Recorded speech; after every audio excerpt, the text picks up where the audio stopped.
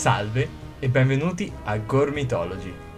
Io sono Jack Sunlight e sono lieto di annunciare che abbiamo finalmente raggiunto i 1000 iscritti. Non ho idea di che speciale fare per questa evenienza, quindi ora semplicemente ho deciso di anticipare il tempo necessario per fare il successivo video lore. Quindi mi sono messo a lavorare moltissimo a questo video nell'ultima settimana, insomma.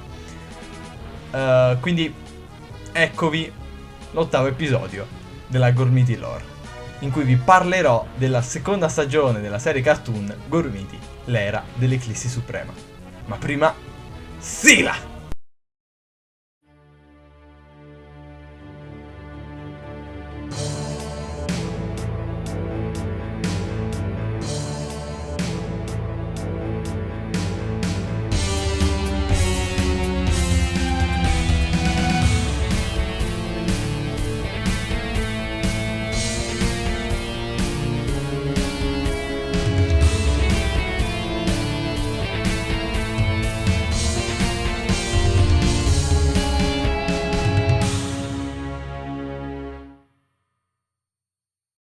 Avete notato che ho cambiato pure gli occhiali?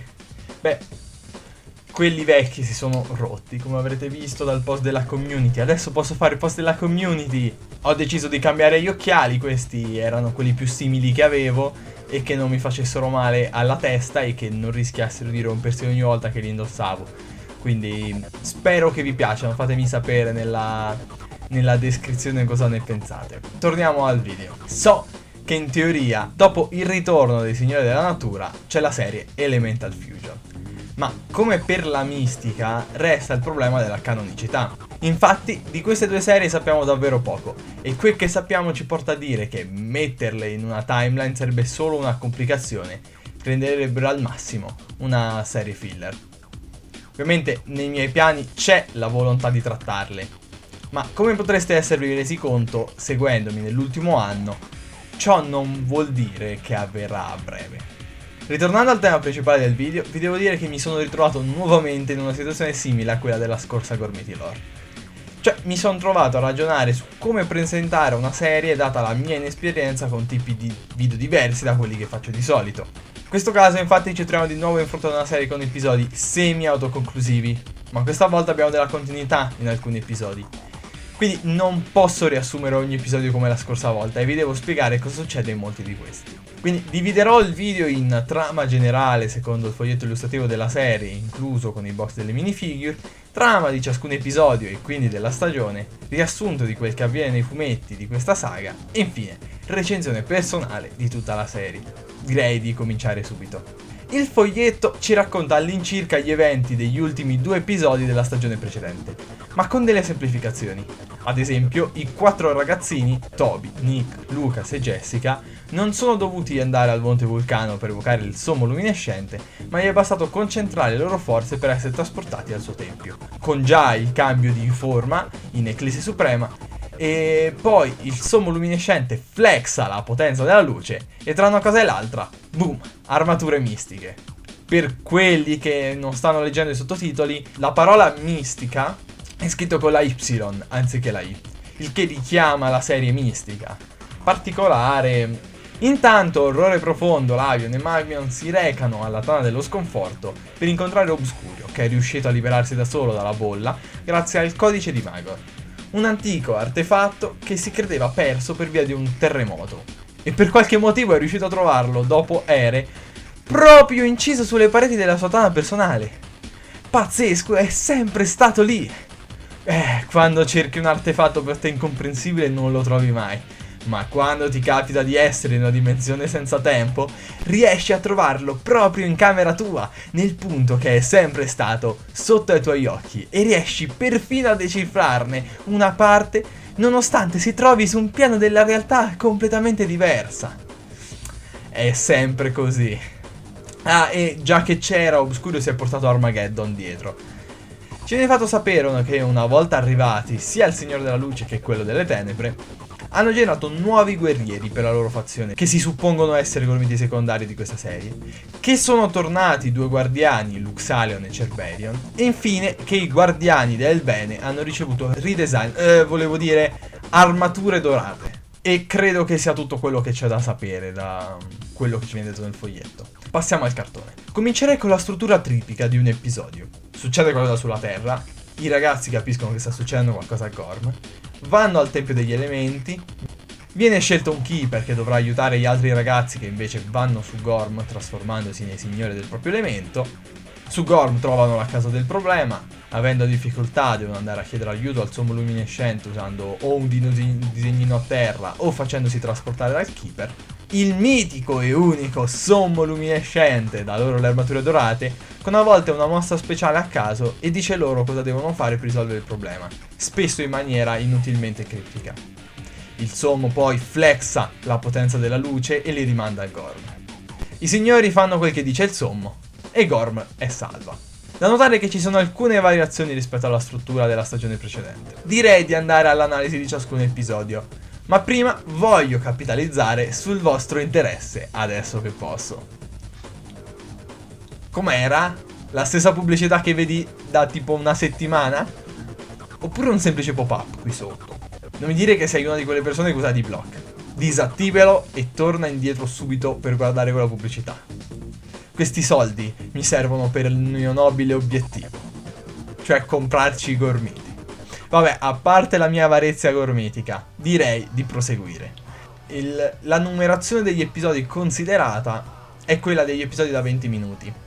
Se volete sapere a che episodi corrispondono nella struttura da episodi da 10 minuti, basta che raddoppiate il numero per un episodio e sottraete uno per l'altro.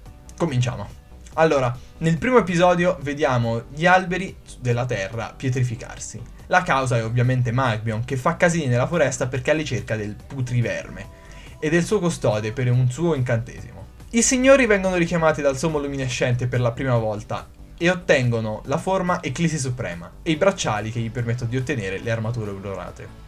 Tornati a Gorm riescono ad impedire a Magmion di ottenere il custode, Querciannone, ma non il putriverme, che viene usato come ingrediente per l'incantesimo nero del risveglio, con l'obiettivo di riportare Obscurio su Gorm. Ma non avendo tutti gli ingredienti è riuscito solo a far ritornare il corpo del Signore delle Tenebre, senza i poteri. Il secondo episodio è completamente autoconclusivo e non adatto a coloro che hanno l'arachnofobia. Altro episodio autoconclusivo, ma qui vediamo Armageddon per la prima volta, anche se non mi è parso fosse considerata come cosa. Signori della natura entrano nella Valle Dimenticata alla ricerca della collana di Driadich. La trovano, ma stando in quel posto hanno cominciato a perdere la memoria, tanto che quando riescono a tornare su Gorm, Obscurio stesso convince loro che sono i suoi scagnozzi. Ma il sommo luminescente decide di intervenire personalmente, flexa il potere della luce per far tornare i signori in sé e combatte contro Obscurio, che viene costretto a ritirarsi. Il sommo prende la collana di Driadich e per far tornare normali gli alberi della terra, che finora erano rimasti di pietra. L'incantesimo riesce nonostante il cristallo che era attaccato adesso fosse stato rubato da Obscurio, che dichiara di essere alla ricerca delle sue pietre sorelle, così da riunirle per diventare imbattibile. Questo episodio è importante soprattutto perché Obscurio qui incontra Berz per la prima volta. Finita una catastrofe, tocca che ne inizia un'altra. Questa volta sulla Terra comincia una rapida deriva dei continenti, con frequenti terremoti. La causa è di Magmion, che ha catturato Diamantes per ottenere i suoi diamanti. Infatti i diamanti di questo gormita sono noti per potenziare Obscurio e permettere alcuni incantesimi. Signori della natura liberano Diamantes e annullano la magia scagliata con questi cristalli. Nell'episodio non è molto chiaro se Obscurio riesce o no a mettere le mani su alcuni di questi diamanti, ma si suppone che sia così, dato che la deriva dei continenti sta ancora avvenendo sulla Terra, magari in entità minore. I terremoti sulla Terra cominciano ad aprire squarci enormi nel terreno. Magmion sta causando problemi su Gorm con un bastone per cercare la pietra rinfrangente, che è capace di riflettere ogni attacco. Riesce a prenderla e dopo essersi fatto picchiare se ne va. Non provano nemmeno a fermarlo. Si può supporre che questa fosse la seconda pietra che voleva Obscurio, perché lo vediamo ridere a caso a fine episodio. Sulla Terra ricominciano ad esserci maremoti e chissà quali altri devastanti catastrofi causate dalle enormi scosse. La causa è Armageddon, qui presentato come se fosse la prima volta, che ha rapito e accecato Cinghiataurus. solo per amplificare i suoi altri sensi, permettendogli di leggere con il tatto il codice di Magor e permettere di analizzare l'incantesimo più forte. I signori lo liberano prima che legga qualcosa, ma nel farlo distruggono le mura della tana dello sconforto, svelando la chiave per decifrare il codice che era nascosta sotto le mura. Cinghiatalos comunque, a fine episodio, resta cieco e rimane così. Venture City comincia a derivare e a staccarsi dal continente in cui si trova. Dall'immagine non si capisce dove sia questa città. Potrebbe essere un luogo completamente inventato, ma a pelle mi viene da pensare che sia vicino alla Florida. La causa comunque è di nuovo di Obscurio. Questa volta è intenzionato a riottenere i suoi poteri tramite un rito che necessita di un gormita da ogni popolo. E stranamente non usa Berz come esponente del popolo dell'aria. L'incantesimo viene però interrotto, il che ripristina i continenti sulla Terra e ferma i terremoti. Episodio conclusivo in cui la cittadella del popolo dell'aria comincia a precipitare per colpa di una magia pietosa. L'acqua sulla Terra vortica. La causa è Obscurio, che fa avvenire una fortissima siccità su Gorm per poter utilizzare dei talismani, i quali permetterebbero, se allineati in maniera tale che dei raggi ultravioletti speciali li attraversano tutti, di lanciare un incantesimo che dona l'onniscienza. I signori della natura lo fermano, ma una volta tornati sulla Terra, l'acqua ricomincia a vorticare. Considerando però che subito dopo tornano al Tempio degli Elementi e che negli episodi successivi l'acqua è normale, direi che risolvono subito la cosa in un'avventura non mostrata. Episodio conclusivo relativamente interessante, dove Toby e Lucas si scambiano i poteri. Più o meno segue la formula degli episodi classici di questo tipo di cartoni, dove i personaggi si scambiano di corpo. Obscurio sta cercando l'Oceantica, una fortezza sottomarina ricolma di artefatti magici, per prendere un solo oggetto, ok? Che gli permetterebbe di spiare ogni punto di Gorm, inclusa quindi la camera da letto di Berz. I signori della natura però lo fermano e distruggono sia quell'artefatto che un bastone che permette di teletrasportarti dentro la fortezza. Alla fine dell'episodio Jessica ha un sogno premonitore riguardo a ciò che avviene 2 episodi dopo questo. Obscurio vuole un uovo magico del popolo dell'aria, ma non riesce a prenderlo. Non so se considerarlo autoconclusivo o no, perché l'uovo potrebbe essere una delle pietre sorelle che cerca. Obscurio scopre dal codice di Magor che un esercito di soldati delle tenebre, comandati da 2 gormiti del suo popolo, è rimasto ibernato sottoterra nel centro di Gorm. Quindi manda Magmion e altri gormiti del vulcano a liberarli, e ci riescono. Onerion e Incubion si teletrasportano alla Tana dello Sconforto assorbendo l'energia di Magmion, ma gli altri soldati vengono subito bloccati dall'alito di Lucas, e ritornano quindi in uno stato simile a quello precedente. Questi erano gli eventi che Jessica aveva sognato 2 episodi fa. Episodio conclusivo in cui i gormiti dell'aria, Jessica inclusa, vengono intrappolati in una cupola che si stringe con il tempo. La cosa divertente di questo episodio è che il sommo dice che per fermare questo incantesimo Lucas e Toby devono recuperare un amuleto prendendolo simultaneamente e che hanno un solo tentativo. Ma Lucas se ne frega altamente e lo prende con le sue liane. Poi se lo fanno pure distruggere da Armageddon. Riescono comunque ad annullare la magia con un metodo il doppio più semplice, però mi fa comunque ridere. Ah, e Obscurio si arrabbia con Armageddon perché fra tutti i gormiti catturati non è riuscito a prendere il suo tesoruccio, Berz. Qua comincia una serie di episodi basata sulla magia degli elementi, detta essere la più potente, che influisce sul comportamento di un intero popolo e quindi anche sui loro signori, perfino nella loro forma umana. Inizia con il popolo della foresta, rendendo i suoi gormiti così spaventati che non sono più in grado di rispondere agli attacchi. I signori riescono a fermare l'incantesimo facendo bere la linfa di un albero a Lucas e poi sconfiggendo Magmion grazie al potere dell'amicizia. Non sto scherzando. Obscurio finalmente è riuscito a ricongiungersi con l'amore della sua vita e già cominciano a fare cose kinky. Probabilmente dopo aver finito qualsiasi cosa stessero facendo, Obscurio lancia una magia usando le piume di Berz, facendo sparire le ali di tutti i gormiti dell'aria. Jessica, stufa di essere salvata dagli altri, fa un occhiolino e salva la giornata a tutti, tranne che a Obscurio, portandogli via le ali del suo cuore. Alla fine dell'episodio il padre di Toby ricrea questa gif, ma con lui vestito da piccione. Obscurio, adirato a causa delle mancanze di Berz nella sua vita, per vendicarsi lancia la magia degli elementi sul popolo dell'aria, il che rende i gormiti di questo popolo costantemente arrabbiati e stressati. Evito di fare la battuta scontata e anche un po' sessista sul ciclo mestruale di Jessica. E se non si fosse capito, questo era un modo per fare la battuta senza effettivamente doverla fare. L'unico modo per fermare l'incantesimo è attraverso un'unica piuma specifica nel corpo di Phoenician che casualmente Jessica riesce a prendere quando si parla di plot armor, Obscurio ha recuperato la perla rossa, il che ha fatto cominciare a bollire il mare. I signori riescono a recuperarla usando Zawarudo e la nasconde in un posto a caso su Gorm per non farla ritrovare a nessuno, tipo come si fa con i bambini. Obscurio allora decide che da ora in poi cercherà di raggiungere il Tempio del Sommo. Infatti il passo successivo è prendere la spada di ghiaccio, un'arma in grado di penetrare anche le rocce più dure e di cristallizzare la gente. Così. Solo un gormita del mare però la può estrarre, e infatti Toby la tira fuori e la spacca, perché ovviamente non poteva essere utile anche a loro, no?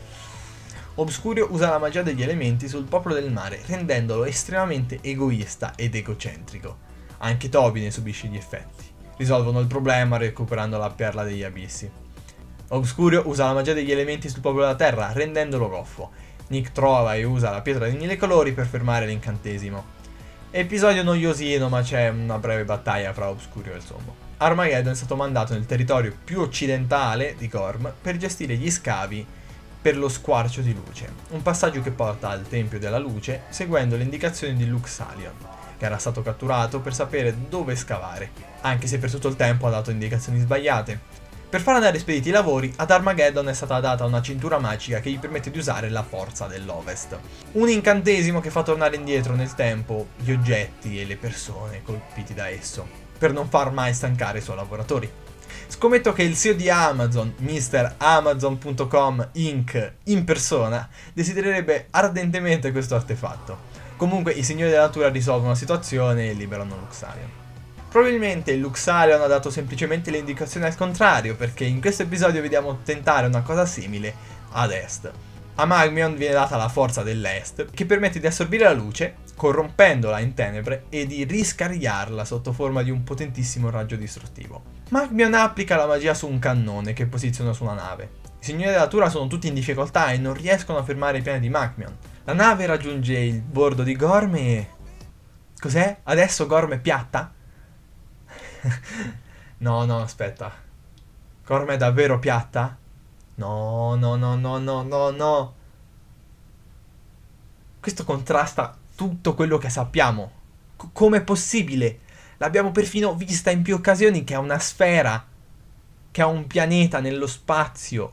Questa cosa andrà discussa da un'altra parte. Questo video già è troppo lungo già di suo. Se ci aggiungo anche questa sezione diventa un casino. Cosa stavo dicendo? Ah sì, con il cannone spara nel punto più a est e si apre un portale, con anche una scalinata di cristalli viola. Vari gorbattenti iniziano a attraversarla, però vengono subito fermati dai gormiti dell'aria. Anzi no, solo da Sirgius, che crea un vortice che li attira tutti, incluso anche Cerberion e Armageddon. Arriva anche Obscurio, che attraversa il portale e comincia a picchiarsi con il Sommo. Durante il combattimento Magmion tira al Sommo un artefatto che lo blocca, ma arriva Lucas che lo rompe. Il Sommo scaccia Obscurio e Magmion, flexa il vero potere della luce purissima e chiude il portale. Siamo agli ultimi 2 episodi, quindi è il momento degli episodi congiunti. Obscurio ha finalmente finito di decifrare il codice di Magor e scaglia un'eclissi artificiale che fa diventare vittima delle tenebre tutti i gormiti che vengono coperti dalla sua ombra e fa spawnare gorbattenti del vulcano ovunque. Il Sommo decide quindi di finirla e chiede ai signori della natura di recuperare la sabbia del passaggio, perché è l'unico modo per raggiungere la tana dello sconforto, anche se c'è passata mezza Gorm senza nemmeno dare un incantesimo. Dopo un enigma da videogioco per bambini, riescono ad ottenere l'artefatto ed andare dal Sommo luminescente. Allora, usano l'artefatto e si teletrasportano nella tana dello sconforto, Sommo incluso, e cominciano a menarsi fortissimo con Obscurio, Magmion, Armageddon e vari altri gormiti del vulcano. Il Sommo fa in modo che lui ed Obscurio finiscano al Tempio della Luce, dove continuano a riempirsi di mazzate. I signori della natura usano il disegnino per tornare al Tempio del Sommo, fuggendo dalla battaglia. Intanto l'eclissi raggiunge il suo climax, così come l'episodio che termina. Il Sommo dice ai signori della natura di distruggere il codice di Magor, ma per farlo devono riuscire a recuperare la clessidra dalle mani di Obscurio. Dal terreno esce tipo ascensore Roscalion, che gliela ruba e attacca i signori della natura. Prima che vengano spiaccicati al muro, Jessica li richiama al Tempio degli Elementi, assieme al sommo. Roscalion è stato contaminato dalle eclissi, ecco perché li ha attaccati. Anche se ciò non spiega come faceva ad essere lì. A quanto pare non è tanto difficile entrare al Tempio della Luce. Il sommo luminescente sfrutta questa pausa per ricaricare le sue energie, grazie alla luce emanata da tutti e quattro gli occhi della vita. I ragazzi sono intenzionati a tornare su Gorm, nel mentre che il sommo si ricarica.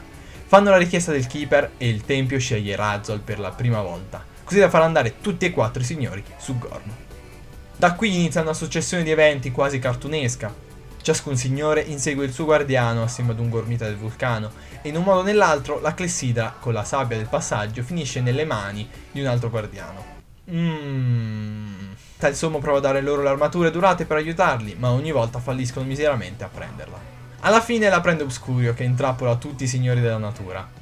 Il sommo è quindi costretto a tornare su Gorm, liberare i signori del bene e affrontare Obscurio, che richiama a sé vari gormiti del male, tra cui Onerion e Incubion. Cominciano tutti a picchiarsi fortissimo, ma i nostri eroi finiscono l'energia degli occhi della vita e semplicemente perdono l'armatura. A questo punto il sommo si sacrifica per ridar loro le armature mistiche. Jessica prende il volo e recupera la clessidra, si riunisce ai suoi amici e la usa per andare alla Tana dello Sconforto, dove vengono raggiunti da Obscurio. Prima che questo li ferma, riescono a distruggere il codice di Magor. Questo implode in un buco nero che attira a sé tutto ciò che lo circonda. Obscurio viene risucchiato in esso e il buco si chiude. L'eclissi finisce e i nostri signori contemplano la dolce vittoria.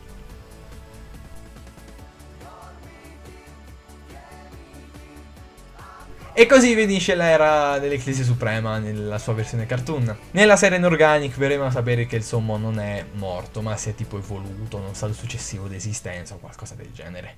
Inoltre il magazine di quella stessa serie ci fa sapere che Obscurio è morto, ma viene risuscitato da Magor, anche se non si sa se questo possa essere canonico oppure no. E direi di passare alla controparte magazine dell'Eclissi Suprema. La divido nelle due avventure che vengono raccontate. Incubo a Mezzaria, in cui Jessica viene corrotta e attacca i suoi compagni. In questa saga ci viene introdotto nuovamente il sommo luminescente, come se fosse la prima volta, quindi come al solito dà nuovi poteri a Gorm, i bracciali con le armature e Flex al potere della luce. L'altra avventura è Incantesimo di collisione, in cui una fortissima tempesta di sabbia colpisce Gorm, danneggiando ogni popolo e impedendo ai signori del bene di contattare il sommo luminescente. Non c'è nient'altro di che da dire. La serie magazine è proprio peggiorata gli albori. Beh, è tempo di passare ad una sorta di recensione generale della serie, o forse dovrei dire al mio sfogo personale. Allora, se dovessi dargli un voto a tutta la serie, da ogni punto di vista, da 1 a 10, direi qualcosa tipo 4.75. Cioè, quel voto che il prof ti dà pur di non darti 5, anche se tecnicamente te lo meriteresti. Ci sono vari motivi. Per primo, l'interità della serie magazine, relegata a solo 2 storie disegnate maluccio, che risultano anche noiose in alcuni punti. Se invece parliamo della serie animata, dobbiamo considerare una grande quantità di animazioni riciclate, scrause e spesso a risparmio, ed è peggio della serie precedente. Uno dei motivi è la struttura dell'episodio fissa, che è perfino più esasperante della serie precedente, che stava già al limite. Per colpa dell'aggiunta delle armature dorate e dell'obbligatorio passaggio al Tempio del Sommo, questa serie è abbastanza ripetitiva, quindi noiosa. Mi sono ritrovato molto spesso durante la visualizzazione in live su piattaforma Viola. Iscrivetevi al canale piattaforma Viola. Mi sono ritrovato nella situazione di annoiarmi proprio durante l'episodio, di sbadigliare più volte. Inoltre sembra quasi che i signori non imparano delle lezioni dalle loro avventure, dato che la risposta ai loro problemi viene sempre imboccata a loro dal sommo luminescente. Poi ci sono anche delle cose che vengono proprio dimenticate, tipo le pietre sorelle che non vengono più considerate, oppure Armageddon e tutti i gormiti nuovi che appaiono dal nulla senza alcuna spiegazione. Ma la cosa che mi piace di meno è legata direttamente a ciò che potrebbe rendere questa serie fantastica, cioè che i signori della natura perdono la maggior parte degli episodi. Infatti, non so se l'avete notato, ma in quasi metà degli episodi i signori della natura sconfiggono il nemico di turno, che però torna ad Obscurio con l'artefatto che desideravano, con informazioni aggiuntive. Obscurio in ogni episodio fa un piccolo passo aggiuntivo per conquistare Gorm. Eppure tutti si comportano come se non sia così. Nell'episodio 6 vediamo Magmion prendere la roccia che cercava. Quindi è sconfitto dai signori della natura e poi c'è questa situazione strana in cui lui sta su un promontorio. I signori della natura gli dicono che ha perso, lui è mega frustrato e se ne va. Con la roccia che cercava e l'arma che usava ancora intatti. I signori non provano nemmeno più a fermarlo, semplicemente gli dicono che ha perso, nonostante sia completamente falso. Nei primi episodi almeno c'era un po' di tensione legata al fatto che gli effetti sulla Terra rimangono anche a fine episodio e che se fossero rimasti ancora un po' sarebbero potuti morire, come per il caso degli alberi pietrificati in cui rischiavano di esaurire l'ossigeno mondiale, perché gli alberi pietrificati non facevano più ossigeno. Oppure quando Venture City ha cominciato a derivare, vediamo al telegiornale degli incidenti che hanno causato dei morti. Sicuramente. Ci sono macchine spiaccicate. Devastazione. Eppure loro stanno nelle loro stanze o a scuola o in giardino, quasi come se nulla fosse, con un po' di preoccupazione ma nulla di diverso dalla stagione precedente. Nulla di più grave del solito. Durante la live in cui guardavo gli episodi della serie avevo ipotizzato, ma in maniera molto superficiale, che soffrissero di PTSD.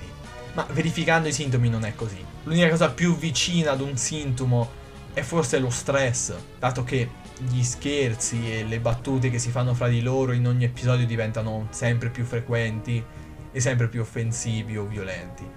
Però al di fuori di questo non cambia nulla nella serie. Ovviamente alcuni mi diranno che è una serie per bambini, cosa ti aspetti? Beh, non è detto che una serie per bambini non possa trattare questi temi e non possa essere scritta bene. Vedi Steven Universe o Adventure Time o anche altre serie che stanno uscendo adesso o che sono uscite negli ultimi anni. Anche se non considerate che facciano il loro lavoro per bene, dovete pensare che almeno non trattano i bambini come degli idioti o come semplici consumatori passivi, ma anche come persone, capaci di pensiero e di giudizio. Ed è un peccato che sia così. Questa serie ha un grosso potenziale, come un po' tutto il franchise. Non solo mette tanta carne al fuoco, ma concettualmente come trama in generale sarebbe potuta essere anche la migliore. Poteva raccontare come affrontare lo stress, il senso di colpa e la perdita di qualcuno caro. Invece riduce questi temi al minimo indispensabile, risolvendoli con una frase e via. Perfino Miraculous Ladybug fa un lavoro migliore di questa serie. E questo ci dice molto a riguardo. Scusate lo sfogo. Cosa posso dire? Le figure sono belline. E alcuni design dei gormiti secondari sono belli. Il sommo, Obscurio sono bellini. Vabbè. Direi che questo è tutto. Grazie per aver visto il video. Grazie per aver fatto raggiungere i 1000 iscritti. Davvero è un traguardo molto grande. Sono felice di poter fare i post della community, per fare i sondaggi, senza che voi dobbiate per forza andare sulla mia pagina Instagram, o aggiornamenti senza che dobbiate andare sulla pagina Instagram. Se volete comunque seguire la pagina Instagram metto il link in descrizione, ci sta sempre lì. E niente, davvero felice di aver anche in un certo senso creato questa community, o almeno averla fatta crescere abbastanza da avere 1000 iscritti, cioè mi ricordo che quando avevo cominciato a interessarmi ai gormiti, la cosa più grande che c'era era la pagina Instagram di Gormiti Collection e il subreddit che c'aveva tipo 19 persone che la seguivano, il gruppo Discord che ne aveva una ventina. Invece adesso siamo tantissimi e sono felice di questo. Seguitemi anche su piattaforma Viola, iscrivetevi al canale se non l'avete già fatto, mettete like e attivate la campanella.